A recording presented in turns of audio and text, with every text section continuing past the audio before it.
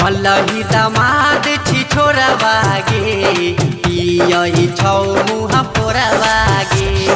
कलही दामाद छी छोरा बागे पियई छौ मुहा पोरा बागे।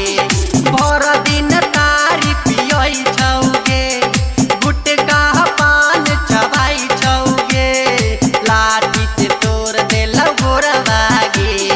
कलही दामाद छी छोरा बागे पियई छौ मुहा पोरा बागे। कलही दामाद छी छोरा बागे पियई छौ मुहा पोरा बागे।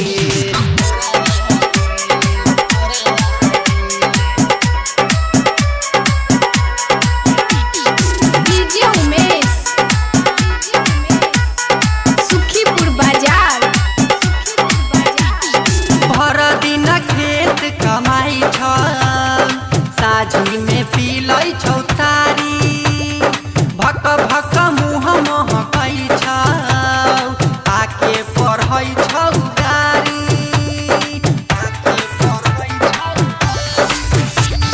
भर दिन खेत कमाई छ साझी में पीलै छौ तारी भक भक मुह महकै छ आके पढ़ै छौ गारी आके पढ़ै छौ गारी। सुते घर के पिछोरा बागे पियई छौ मुहा फोरा बागे। कलही दामाद छी छोरा बागे पियई छौ मुहा फोरा बागे।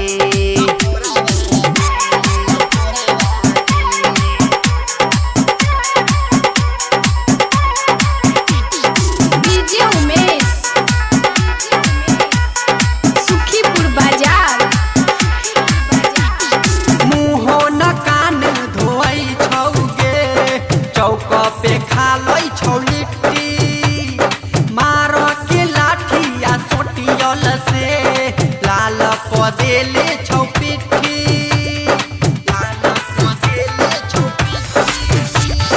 मुँहो न कान धोई छौगे चौक पे खालै छौ लिट्टी मार के लाठी आ सोटियल से लाल पदेले छौ पिट्ठी लाल कदेले छौ पिट्ठी।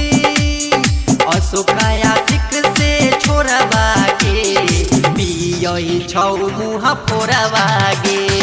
कलही दामाद छी छोरा बागे